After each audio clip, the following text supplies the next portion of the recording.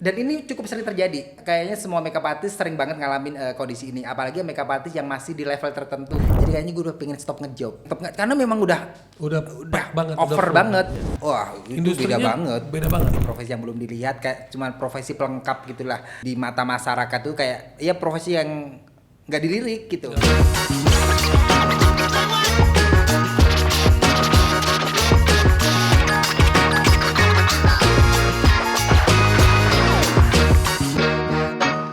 Pernah nggak sih lu ketemu klien-klien yang asik banget, yang terus lu ketemu klien yang nyebelin banget? Yang asik banget sangat banyak, yang nyebelin mungkin ada kali ya, tapi yang nggak banyak. Tapi mungkin nggak nyebelin kali ya, yang tadinya nyebelin mungkin gue jadiin satu pengalaman yang seru aja gitu. Pembelajaran yang seru. Pembelajaran ya. Oke. Lu masuknya terlalu positif dong, lu keluarin dari sisi negatif lo. Enggak sih, kalau karena gue ngeresponnya juga nggak nyebelin sih, jadi kayak jadi pelajaran aja banget ya gitu. Kadang santuy, kadang nggak. Kadang nggak. Nah, gue pengen tahu kalau lu lagi nggak santuy, how do you react?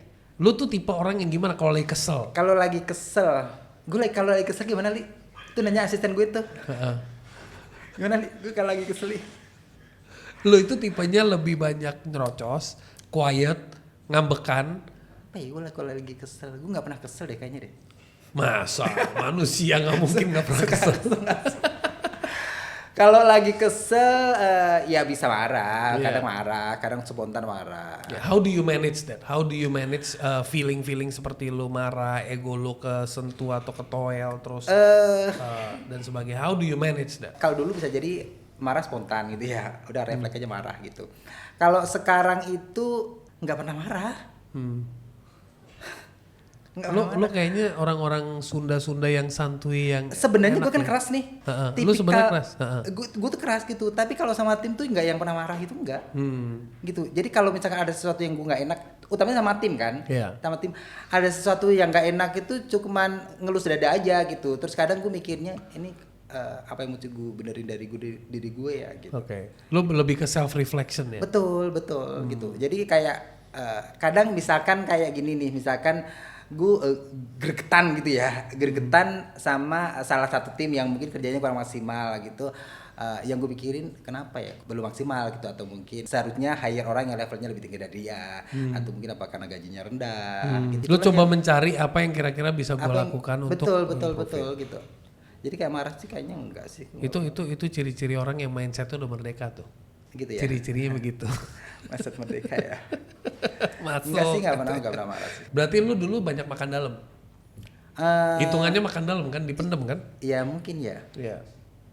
Kalau sekarang kalau lagi ada. Karena gue ngerasa gini loh bro, gue kan lahir di Indonesia dan di Jawa ya. Gue perhatiin memang culture. Di mana sih? Madiun gue. Oh Madiun. Jawa Timur. Oke. Jadi culture kita itu lebih banyak makan dalam, jadi kayak sulit mengutarakan. Iya. Lebih banyak makan dalam. Nah kalau antara dua nih, antara dipendem atau jadi dendam, itu kan maksudnya pada umumnya. Kita ngomong umumnya.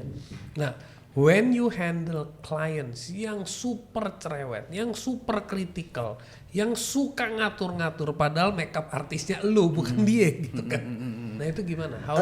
How do you manage that? Karena kan biar bagaimanapun juga dia juga punya hak untuk itu, gitu. Dia kan bayar, dia punya hak untuk mengarahkan apa yang dia mau gitu. Jadi menurutku ya wajar aja. Cuman memang ya by discuss aja sih, selama ini juga aman-aman aja sih. Aman-aman aja. Okay. Tapi memang pasti ada. Tapi ya selalu kita diskusikan gitu. Tapi nggak yang sampai gimana. Tapi memang pernah juga ketemu klien yang memang kalau dibilang nyebelin sebenarnya mungkin bagi sebagian nyebelin ya, tapi gue responnya jadi seru aja gitu. Pernah gue dateng di satu klien, biasa kan udah bikin jamnya kan, pas gue dateng. Dan ini cukup sering terjadi. Kayaknya semua makeup artist sering banget ngalamin kondisi ini, apalagi makeup artist yang masih di level tertentu gitu ya. Jadi kita datang, kita udah janjian jam 3 pagi misalkan, ternyata klien belum bangun. Kita nungguin di depan rumah atau depan apartemen atau apapun itu. Itu kayaknya hampir semua makeup artist ngalamin gitu. Nah, gue udah nungguin, ditelepon berulang-ulang belum bangun gitu, ternyata masih tidur. Begitu makeup pasti telat, make up artist telat, akhirnya situasi kan gak enak kan, situasi gak enak, dia berantem sama lakinya tuh, berantem sama calon suaminya, dia banting pintu kencang banget si ceweknya itu gitu. Tapi ya gue ngeliatnya ya jadi seru aja, nggak yang jadi sakit hati juga enggak sih. Banyak dramatik situation. Ada, jadi seru. Oke. Bro, what is your advice buat para makeup artist kalau dalam berhubungan sama klien, dan what is your advice buat para klien yang berhubungan sama makeup artist? Apa yang kira-kira bisa dilakukan buat better improving their yang gue bilang tadi, karena kan mereka bayar. Jadi karena mereka bayar juga mereka punya hak untuk ngarahin, untuk kita ngertiin apa yang mereka mau gitu. Jadi tapi biarpun seperti itu, ini buat klien ya, biarpun seperti itu juga tidaknya juga saling respect satu sama lain aja gitu. Kayak misalkan nih, satu contohnya misalkan makeup udah jadi, pas lagi di make upin posisinya tidur nih. Posisinya tidur pas udah jadi nggak seneng, nggak suka, karena gue pernah nemuin situasi kayak gitu. Tapi bukan gue gitu, gue sama temen gue gitu, di make upin tidur mama pengantin. Begitu udah bangun nggak suka, suruh bongkar. Bener-bener literally suruh bongkar gitu kan, nggak tega kan, sedih kan katanya kan gitu. Jadi ya itu saling respect aja sih, jangan sampai kayak gitulah gitu. Tuh bener-bener nyesek sih gitu. Tapi kalau buat makeup artist, karena biar bagaimanapun juga kan mereka ngebayar kan gitu. Jadi kalaupun misalkan ada hal-hal yang mereka memang mau, selagi kita masih bisa komunikasikan ya nggak masalah. Makeup dapat bersifat transformational, bukan hanya secara fisik tapi juga emosional. Bagaimana lu menggunakan keterampilan lu untuk meningkatkan kepercayaan diri dan harga diri klien lu? Meningkatkan kepercayaan diri dan harga diri, sebenarnya dengan sendirinya sih, ketika orang selesai di makeup, apalagi dia membeli makeup artist yang memang sesuai dengan apa yang dia mau gitu, pasti percaya dirinya akan meningkat. Tanpa kita berusaha untuk meningkatkan kepercayaan diri mereka, pasti percaya dirinya akan meningkat. Karena kan biasanya makeup itu kan memang membuat orang untuk lebih percaya diri kan, bukan sekedar cantik, tapi percaya diri yang lebih penting. Confident booster ya. Betul. Makeup itu confident booster, bener. Oke. Nggak sekedar cantik. Lu ceritain sedikit proses lu, bagaimana lu berkolaborasi dengan klien untuk menciptakan tampilan yang mencerminkan kepribadian mereka dan meningkatkan kecantikan alami mereka. Gimana? Ulang. Pertanyaannya serius banget gitu. Ceritakan proses lu, cara lu berpikir nih ya. Pada saat lu berkolaborasi, lu kan pada saat di hire itu, lu kan bukan kayak robot aja yang datang, ya udah sini gue make upin. Ada tuh rasa-rasa kayak membangun, ini sebuah kolaborasi yang keren. Membangun chemistry dulu gitu. Ini adalah sebuah kolaborasi yang keren. Bukan soal klien bayar gue duit, tapi ini adalah art. Gue punya modelnya. Dan gue lagi menggoreskan kan? kanvas itu ya. Dan this is an art yang gue lagi create. Itu dari behind your head, itu proses dan happinessnya dan spiritnya kayak gimana? Yang pasti setiap kali gue ngerjain sesuatu gitu, apapun itu termasuk dalam makeup ini, gue tuh selalu ngerjain pasti all out. Gitu. Jadi dalam hal apapun gue kalau ngerjain sesuatu pasti all out mungkin. Bahkan sering kali gua itu dulu ya sebelum sekarang, kalau sekarang kan brandingnya mungkin udah jadi gitu lah ya. Sebelum brandingnya itu jadi, gua tuh sering kali make upin bahkan nombok. Gua tuh bisa nombok loh make upin loh. Jadi misalkan nih. Iya, karena cost of your product. Cost produk. Sering kali kalau untuk photoshoot. Jadi kalau misalkan lagi, kan dulu gue banyak project photoshoot gitu. Jadi kalau photoshoot itu misalkan dapat fee-nya 500.000 let's say gitu. 500.000 atau 700.000 saat itu ya. Gue bisa buat beli ini, beli itu untuk mengoptimalkan si model. Itu bisa lebih dari itu. Dan itu sering banget. Gitu. Jadi itu salah satu alasan kenapa gue kalau ngerjain sesuatu tuh pengennya optimal gitu. Walaupun pada saat itu gue ngerasa belum kok gue jadi nggak cuan nih gitu. Tapi gue yakin ini akan jadi invest buat kedepannya. Nah ini pemikiran menurut gue yang mungkin teman-teman harus dengerin juga ya. Jadi kalau lo di profesi yang sifatnya art gitu ya, sometimes nombok itu bukan berarti lo boncos gitu, tapi it's part of your investment, tapi juga lo ngebangun lo punya portfolio. Betul. Karena lo juga tahu ini gue lagi improve daily nih kan. Betul. Dulu sering banget make upin nombok itu sering banget dulu mah. Tapi kalau sekarang sih enggak. Lu pernah punya record nggak kayak Nil? Gue pernah lo record gue setahun tuh make upin begitu banyak orang. Gue nggak ngitung, tapi 2016 sampai 2018 itu boleh dibilang mungkin tahun tersibuk gue selama jadi makeup artist. 2016 sampai 2018. Jadi 2014 yang gue bilang tadi, gue mau mulai main Instagram. 2014, 2015 itu udah responnya udah mulai kenceng gitu. 2016 itu udah aktif sekali ngajar. Jadi kayak aktivitas weekly daily, aktivitasnya tuh ya. Weekend Sabtu Minggu ngejob. Sabtu Minggu ngejob wedding. Sabtu Minggu selalu wedding. Senin biasanya berangkat keluar kota buat workshop atau ngajar atau private atau seminar atau apapun itu. Senin berangkat, Selasa selalu dischedulin buat ngajar di luar kota. Jadi berangkat kita Senin nih gitu. Rabu pulang. Rabu pulang, kadang pulang Selasa, kadang langsung pulang untuk di kota-kota tertentu langsung pulang, kadang pulangnya di Rabu. Nah, Rabu, Kamis, Jumat buat private. Aktivitasnya tuh dalam seminggunya tuh selalu seperti itu di 2016 sampai 2018 ya. Jadi non-stop begitu aja. Non-stop sampai boring gitu. Sampai akhirnya, nah inilah kekuatan, gue baru nyadar Starteta tuh, kekuatan self talk tuh ya gitu. Jadi self talk ya. Gue waktu itu pas lagi mau buka usaha ini kayaknya gue kalau misalkan kerjanya kayak gini terus gue nggak punya waktu gitu. Gue bener-bener nggak ada waktu gitu. Waktu buat main aja udah nggak ada gitu. Sementara gue kan demen main-main juga gitu. Akhirnya gue mutusin buka akademi itu, pengen mau mulai bisnis gitu. Pas mulai bisnis itu sebenarnya ada satu kalimat yang mungkin gue kayak pengen gue tarik ulang gitu. Tapi udah nggak mungkin. Jadi gue waktu itu gue bilang gitu kayaknya nggak mungkin ambil semuanya deh gitu. Jadi kayaknya gue udah pengen stop ngejob saat itu. Gue pengen stop karena memang udah banget, over banget gitu, over banget. Nah pas buka akademi bayangin yang gue bilang tadi di awal, gue baru mau mulai bisnis. Gue nggak punya background sebagai pebisnis sama sekali. Gue harus mempelajari segala hal, banyak hal yang gue pelajari dalam waktu bersamaan. Dalam waktu bersamaan itu doing and learning at the same time. Bener gitu. Banyak banget yang harus dipelajarin gitu. Gitu dalam bangun bisnis kan banyak banget kan yang harus dipelajarin kan. Dalam waktu bersamaan gue harus belajar bareng. Gue kayaknya udah nggak sanggup nih kalau harus ngejob. Nah akhirnya gue udah mulai kurangin ngejob tuh, kurangin ngejob pelan-pelan. Karena udah keseringan ngurangin ngejob, udah sering nolak job. Pas gue udah mulai settle nih, manajemen udah mulai settle, gue udah pengen balik lagi ngejob lancar lagi. Jobnya udah mulai jarang-jarang dong. Jobnya udah kok mulai chatnya udah mulai berkurang. Lu ngomong ke semesta diatur. Iya. Jadi kok jobnya udah mulai menghilang dengan sendirinya pelan-pelan udah mulai sekarang tuh udah jarang banget ngejob. Jadi sekarang jarang banget ngejob, akhirnya ya udahlah kayaknya emang tapi tetap harus ada gitu.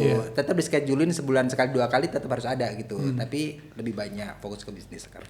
Jadi sekarang basically lu lagi ngembangin the future makeup artist ya, because orang-orang itu pada training sama lu, betul. Dan lu ngarahin mereka juga. Betul. Bahkan lu juga ada manajemennya mereka atau lu cuman training Enggak, cuman training doang. Susah makeup artist sekarang tuh hampir jarang yang mau masuk ke dalam manajemen. Gitu karena bedanya zaman lu dulu mulai sama zaman sekarang, karakteristik industri makeup artist tuh perbedaan yang sangat signifikan. Perbedaannya sebenarnya ini bukan karakter makeup artist sih, karena karakter generasi. Industrinya. Wah, itu beda banget. Beda bangetnya kalau zaman dulu jadi makeup artist itu kayak cuman profesi yang belum dilihat, kayak cuman profesi pelengkap gitulah di mata masyarakat tuh, kayak ya profesi yang nggak dilirik gitu. It's not something yang jadi kayak seksi profession. Ya nggak seksi sama sekali gitu. Nah pas mulai sosial media muncul gitu, nah itu kayak profesi ini jadi kayak satu profesi yang cukup bergengsi gitu. Karena menjadi etalasenya ya. Betul, karena etalasenya dari sosial media itu. Jadi karena semua terpampang nyata, Jadi ini udah lumayan mulai banyak dilirik sama masyarakat betul. Jadi ada value-nya tinggi banget sekarang. Oke. Dan yang lu barusan bilang perbedaan dengan generasi itu apa tuh yang lu bisa lihat? Karakter makeup artistnya, karena kalau makeup artist ini sebenarnya bukan cuma makeup artist ya, tapi generasi milenial sama Gen Z aja kan karakternya jauh kan, beda kan gitu.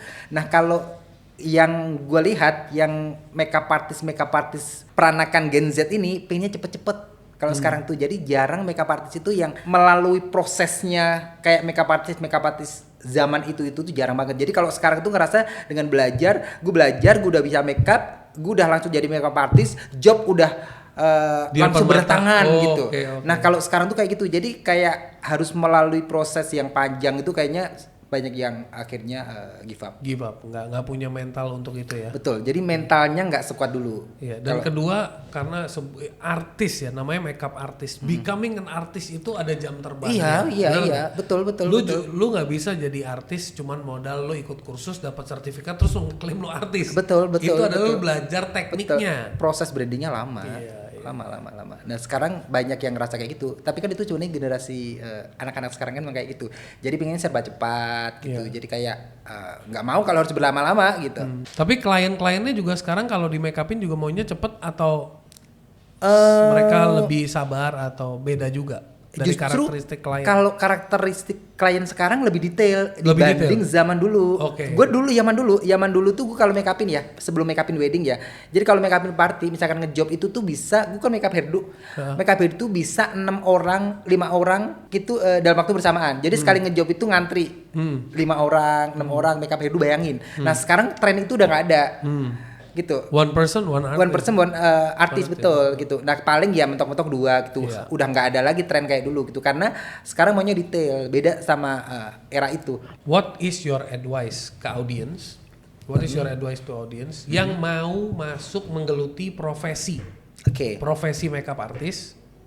Dan apa advice lo? Kalau jadi ini memang profesi yang dibilang cukup seksi untuk era sekarang ini gitu. Tapi untuk bisa sustain, untuk bisa benar-benar kita siap melabeli diri sebagai makeup artist yang tadi Sony bilang itu kan, untuk jadi artis ini itu kan butuh waktu gitu. Nggak bisa makeup udah langsung bisa melabeli diri sebagai makeup artist, nggak sesimpel itu gitu. Jadi memang harus sabar gitu. Tapi memang prospeknya sangat amat bagus gitu. Tapi memang butuh kesabaran.